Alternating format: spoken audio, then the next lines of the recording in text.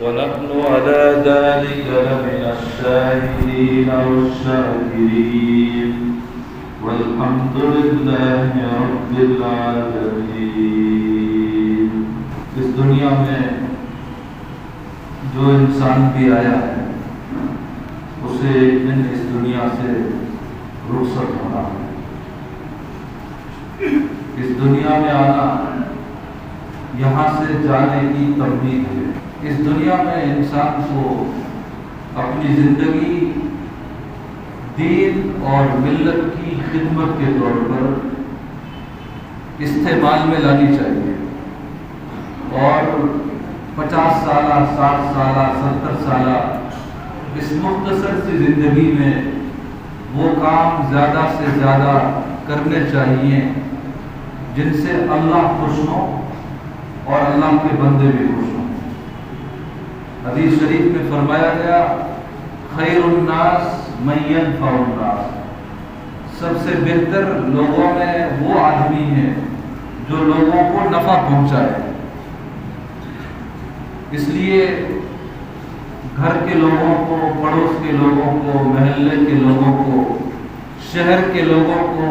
اپنے لوگوں کو، پرائے لوگوں کو، سب کو نفع پہنچانا، ان کی راحت رسانی کی فکر کرنا، قوم کے لیے، ملت کے لیے کچھ کر گزرنا، یہ ہر مسلمان کی اپنی کوشش ہونی چاہیے۔ ایسے ہی لوگوں کو انتقال کے بعد دنیا اپنی دعاؤں میں یاد رکھتی ہے، ایصال ثواب کے ذریعے یاد رکھتی ہے۔ ابھی پچھلے دنوں 2-3 روز پہلے ایک ایسے ہی بزرگ کا انتقال ہوا ہے جنہوں نے پوری زندگی قوم کے لیے، ملت کے لیے، دین ایمان کے لیے وقف کر دی تھی۔ ان کا تعلق ضلع سہارنپور کے امادپور نامی ایک گاؤں سے تھا۔ لمبی انہوں نے عمر پائی، مولانا ظہور احمد صاحب ان کا نام تھا۔ لمبی عمر پائی اور پوری عمر ملت کی خدمت کے لیے، قوم کی خدمت کے لیے وقف کر دی تھی۔ اللہ تعالیٰ نے انہیں بڑے روب داد سے نوازا تھا۔ ان کی عزت کا، احترام کا لوگوں کے دلوں میں ان کی قدر و قیمت کا عالم کیا رہا ہوگا، اس کا اندازہ لگانے کے لیے اتنا ہی کافی ہے کہ وہ 35 سال تک مسلسل اپنے علاقے کے پردھان رہے۔ 35 سال، اور سالوں تک تو اس طرح پردھان رہے کہ مقابلے کی نوبت ہی نہیں آئی، مقابلے میں کوئی آیا ہی نہیں، اور جب کبھی کوئی آیا تو وہ بری طرح پچھڑ گیا۔ تو 35 سال تک وہ پردھان رہے، عالم دین تھے۔ آخر میں کئی سال مزار-العلوم سہارنپور میں وہ استاد بھی رہے۔ 70-80 سال کی عمر میں جب آدمی یوں بھی محسوس کرتا ہے کہ آرام کرنا چاہیے، بھاگ دوڑ زندگی میں بہت کر لی، اب سکون سے گھر پر آرام کرنا چاہیے، لیکن حضرت کا اس اخیر عمر میں 70 سال کی، 75-80 سال کی ان کی عمر پہنچ چکی تھی۔ اس بڑھاپے کے عالم میں بھی حال یہ تھا کہ چلتے چلتے ساتھی تھک جاتے تھے، بعض اوقات ان کی گاڑی جواب دے جاتی تھی، لیکن حضرت کا حوصلہ پھر بھی جواب دیتا تھا۔ اور ایسے ایسے پہاڑی علاقوں میں اللہ کے بندوں کی خدمت کے لیے، انہیں دین سمجھانے کے لیے، برے کاموں سے، بری باتوں سے انہیں روکنے کے لیے، آج کا نوجوان بڑی مشقت کے بعد جہاں پہنچتا ہے اور وہاں پہنچتا ہے تو معلوم ہوتا ہے کہ یہ وہ علاقہ ہے جہاں برسوں سے مولانا ظہور احمد صاحب قاسمی امادپوری رحمۃ اللہ علیہ برسوں سے بغیر کسی مفاد کے آتے تھے، تقریریں کرتے تھے، سمجھاتے تھے اور چلے جاتے تھے۔ اس طرح اخلاص کے ساتھ بے غرض ہو کر، مخلص ہو کر جب آدمی قوم کے لیے، ملت کے لیے خدمت کرتا ہے تو پھر اللہ تعالیٰ اسے عزتیں بھی عطا کرتے ہیں۔ انہوں نے اپنا سب کچھ قوم کے لیے، دین کے لیے وقف کر دیا تو اللہ تعالیٰ نے انہیں بڑی مضبوطی عطا کی، سیاسی طور پر، سماجی طور پر بڑے مضبوط، بڑے فعال انسان تھے۔ برسوں وہ ضلع سہارنپور کی جمعیت علماء کے صدر رہے، اور صرف نام کے صدر نہیں، زمینی لیول پر انہوں نے وہ کچھ کیا ہے کہ وہاں کی آئندہ نسلیں انہیں یاد رکھیں۔ حضرت جگہ جگہ جاتے تھے اور 2-3 واقعات، چونکہ قوم کے مسائل چھوٹے بڑے ہر طرح کے ان کے سامنے ہوتے تھے، ہر طرح کے مسائل کو حل کرنے میں ان کی پوری زندگی گزری تھی، تو اس لیے قوم میں کیا کمیاں ہیں، کیا خامیاں ہیں، وہ سب ان کے سامنے تھے۔ وہ 2-3 واقعات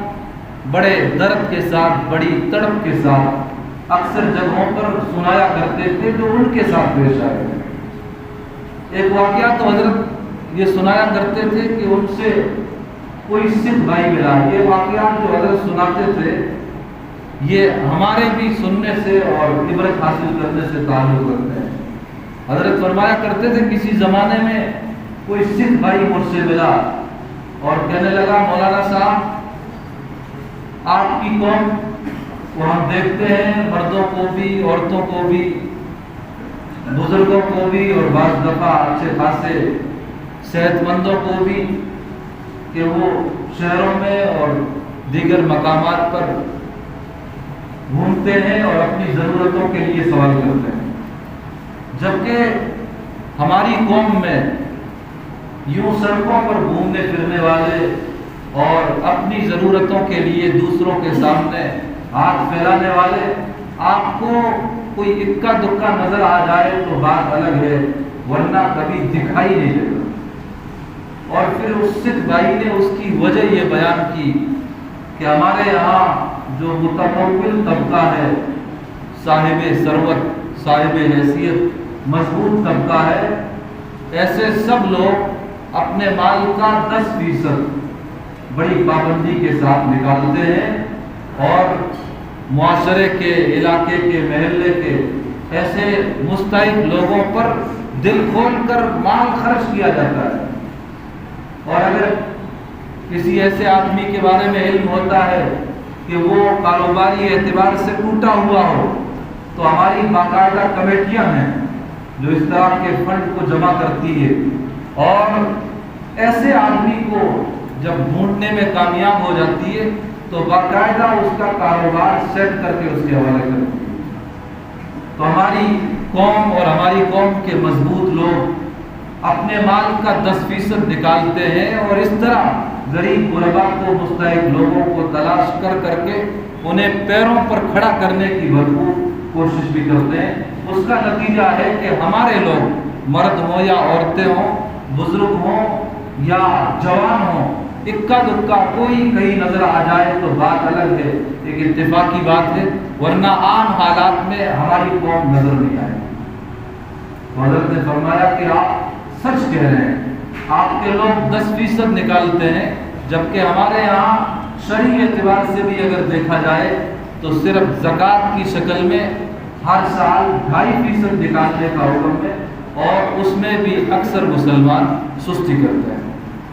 اگر 2.5% زکوٰۃ بھی صحیح معنوں میں مسلمان نکالنے لگ جائے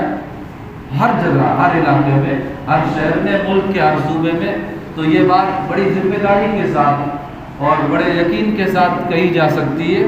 کہ اہل مدارس کو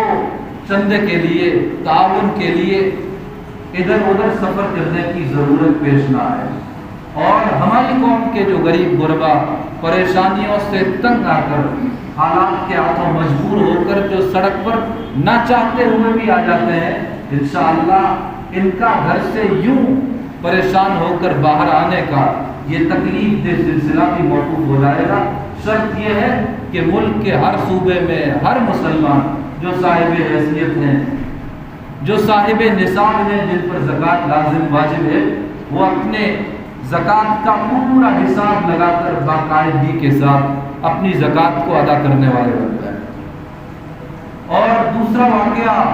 मौलाना ज़हूर अहमद साहब रहमत उल्लाह अलैह जो अक्सर जगहों पर सुनाया करते थे, वो ये था कि हज़रत फरमाते थे कि 10-15 साल पहले सहारनपुर में कोई नया SP आकर लगा, तबादले होते रहते हैं। अब हज़रत की शख्सियत चूँकि बहुत मशहूर थी, वो एक तरफ जमीयत उलमा के सदर थे, दूसरी तरफ अपने इलाके के प्रधान थे और पूरे ज़िला सहारनपुर में उनकी बड़ी पहचान थी, उनका बड़ा असर रसूख था। तो DSP SP इस तरह के लोगों से बारहा उनका मिलना होता था। तो हज़रत फरमाते हैं कि एक DSP साहब से जब मेरी मुलाकात हुई तो उन्होंने बड़े अदब व एहतराम के साथ मुझे अपने ऑफिस में बिठाया और फिर वो मुझसे कहने लगे कि मौलाना साहब आप अपनी कौम के सदर हैं, आप अपने इलाके के प्रधान हैं, लेकिन आपकी कौम का जो हाल है वो आपके भी सामने है और मेरे भी सामने है। तो मौलाना ने फरमाया कि कुछ कहिए, कौम के बारे में कुछ बताइए, हमारी कौम की कुछ कमियां जो आपको नजर आती हैं मेरे सामने रखिए। तो उस SP साहब ने 3 बातें कही। पहली बात ये कही कि मौलाना साहब आपके नबी मोहम्मद सल्लल्लाहु अलैहि वसल्लम ने ये फरमाया है कि इल्म हासिल करना हर मर्द और औरत के जिम्मे लाजिम है। इल्म हासिल करने की उन्होंने बार बार बात इरशाद फरमाई है। तो मौलाना ने जवाब दिया कि आप सही कह रहे हैं, हदीस भी है, तलबुल इल्म फरीज़तुन अला कुल्लि मुस्लिमिन व मुस्लिमा, इल्म दीन हासिल करना ये हर मुसलमान मर्द और औरत के जिम्मे लाजिम है। तो वो DSP फिर आगे कहने लगा कि जब ये बात है तो अब आप नज़र दौड़ा कर देख लीजिए कि आज मुसलमान तालीमी एतबार से, टेक्नोलॉजी के लिहाज से कहाँ खड़ा है। वो कौमें जिन्हें पसमानदा कहा जाता है, OBC ST, और जिनके बारे में कहा जाता है कि सन 47 के वक्त तालीमी लिहाज से इन लोगों का हाल मुसलमानों से भी बदतर था, लेकिन आज ये OBC ST कही जाने वाली पसमानदा और निचली समझी जाने वाली ये कौमें तालीम के मैदान में मुसलमानों से कहीं आगे हैं और मुसलमान इस कौम का तालीमी इस मुल्क का तालीमी एतबार से सबसे पिछड़ा हुआ है। हज़रत ने फरमाया आप सही कहते हैं और आपने ये वो सवाल उठाया है कि जिसका मेरे पास भी कोई जवाब नहीं। एतराफ़ और इकरार किए बगैर कोई चाराकार नहीं। DSP ने दूसरी बात ये कही कि आपके नबी साहब सल्लल्लाहु अलैहि वसल्लम ने हर इंसान के साथ अच्छे बर्ताव का, हुस्न सलूक का हुक्म फरमाया है कि मुसलमान हो, गैर मुस्लिम हो, कोई भी हो, इंसान हो, इंसानियत की बुनियाद पर सबके साथ अच्छे अखलाक का मुजाहरा किया जाए, सबको नफ़ा पहुँचाने की कोशिश की जाए। तो आपने फरमाया आप सच कहते हैं, हमारे पैगम्बर साहब ने ये फरमाया भी है और सिर्फ फरमाया नहीं बल्कि खुद किया भी है। वो अपनों के साथ बेगानों के अपनी ज़िंदगी में काम भी आए हैं। तो SP साहब कहने लगे कि आज आपकी कौम का हाल ये है कि जब मैं ऑफिस में सुबह बैठता हूँ और दिन में अगर 100 मुकदमात आते हैं लड़ाई झगड़ों के, तो उनमें से आधे से ज़ायद आपकी कौम के होते हैं और आपकी कौम के वो मसाइल होते हैं, वो झगड़े होते हैं जो गैरों के खिलाफ नहीं, वो अपने ही लोगों के खिलाफ अपनों के झगड़े होते हैं, अपनों के मुकदमात होते हैं। और तीसरी बात SP साहब ने ये कही कि नशे से भी आपके पैगम्बर साहब ने बड़ी शिद्दत के साथ रोका है। नशा आपके मजहब में हराम चीज़ समझा जाता है। तो आपने उसका भी एतराफ़ किया कि आप सच कहते हैं, नशा आवर चीज़ों का इस्तेमाल इस्लाम में यकीनन हराम है। तो SP साहब कहने लगे कि गैर मुस्लिम अगर नशा करता है तो ज़्यादातर वो शराब का रुख करता है, और दूसरी तरफ आपकी कौम के अक्सर लोगों की शिकायतें और उनके मुकदमात जो यहाँ आते हैं तो उससे अंदाज़ा होता है कि उनमें तो इसमें तक के नशे किए जाते हैं। शराब बहरहाल नशा आवर तो वो भी है, हराम तो वो भी है, लेकिन इसमें के मुकाबले सस्ता है, इसमें के रेट तो आसमान को छू रहे हैं। اور آپ کی قوم کے اکثر نوجوان اس چیز کے اس حد تک عادی ہو چکے ہیں کہ جب اس نشے کی چیز کو خریدنے کے لیے پیسے نہیں ملتے تو پھر وہ چوریاں کرتے ہیں، پڑوسیوں کے گھر سے چوریاں کرتے ہیں، زمینیں بیچ دیتے ہیں، گاڑیاں موبائل چرا کر بیچ دیتے ہیں، اور اڑوسی پڑوسی کی یہاں سے اگر کچھ نہ ملا تو اپنے ہی گھر میں سے کوئی چیز اٹھا کر بیچ دی، اور اگر کچھ نہ ملا موقع لگا تو والد صاحب جہاں سوتے ہیں ان کی چارپائی اٹھائی اور لے جا کر بیچ دی۔ اس طرح کے واقعات ہر جگہ پیش آ رہے ہیں۔ تو ڈی ایس پی صاحب نے حضرت مولانا کے سامنے یہ 3 باتیں رکھی تھی، اور یہ 3 باتیں، یہ 3 کمیاں ہر جگہ دیکھنے میں آ رہی ہیں۔ مسلمان ہونے کی حیثیت سے ہم سب کی ذمہ داری بنتی ہے کہ ہم یہ کمیاں صرف سنے نہیں، ایک کان سے سنی دوسرے کان سے نکال دی، یہ کمیاں سننے سنانے کا مقصد اور منشا یہ ہے کہ ہم ان برائیوں کے خاتمے کے لیے جو کچھ کر سکتے ہوں، اپنے گھر کی سطح پر، پڑوسیوں کی سطح پر، محلے کی سطح پر، شہر کی سطح پر نشے کے خلاف اور تعلیمی بیداری کو عام کرنے کے لیے، حسن اخلاق کا ماحول عام کرنے کے لیے ہم جو کچھ کر سکتے ہوں ہمیں کرنا چاہیے۔ یہ کمیاں اس غرض سے سنی اور سنائی جاتی ہے۔ حضرت مولانا نے پوری زندگی امر بالمعروف اور نہی عن المنکر کا فریضہ انجام دیتے ہوئے گزاری، اور نشے کو روکنے کے لیے انہوں نے باقاعدہ علاقہ سہارنپور کے مختلف گاؤں دیہات میں انہوں نے کمیٹیاں بنائی تھی، جن کا مقصد اور منشا یہی تھا کہ نشے کو ہر حال میں روکنا ہے، اور جو دوسرے منکرات ہیں ان کے سد باب کا کام بڑی مضبوطی کے ساتھ، بڑی پختگی کے ساتھ کرنا ہے۔ تو ہمارے یہ بزرگ پوری زندگی قوم کے لیے، ملت کے لیے وقف کر کے چلے گئے، اور اس شان کے ساتھ چلے گئے کہ آج دنیا انہیں یاد کر رہی ہے، جگہ جگہ ان کے لیے ایصال ثواب کا اہتمام ہو رہا ہے، ان کے لیے دعائے مغفرت کا سلسلہ جگہ جگہ قائم ہے۔ حضرت کو فکر صرف سہارنپور کی نہیں تھی، وہ ایک زمانے میں پورے یو پی کے بھی صدر رہے ہیں، مغربی یو پی کے، اور پنجاب سے بھی حضرت کا بڑا قریبی رشتہ تھا۔ ہمارے سری پنڈ میں جو لدھیانہ میں ہے، وہاں ایک امام صاحب ہیں، وہ حضرت کے سگے بھانجے ہیں، تو حضرت یہاں بھی تشریف لائے، سری پنڈ میں، لدھیانہ میں، اور مالر کوٹلا کے قریب ایک گاؤں ہے دھوری کے قریب رسول پور چھنا، وہاں حضرت کے بہنوئی حافظ عبدالستار صاحب ایک لمبے زمانے تک امام رہے، وہ خود بھی بڑے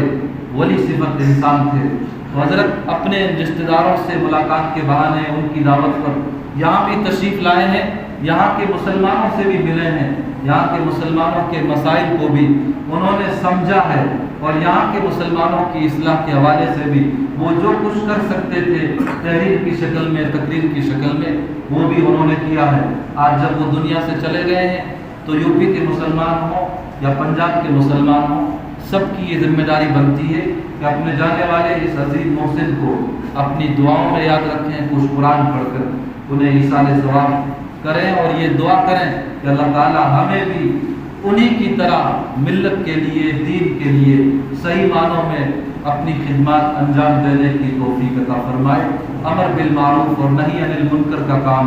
اصول و آداب کی مکمل رعایت کے ساتھ انجام دینے کی توفیق عطا فرمائے۔ وآخر دعوانا ان الحمد للہ رب العالمین۔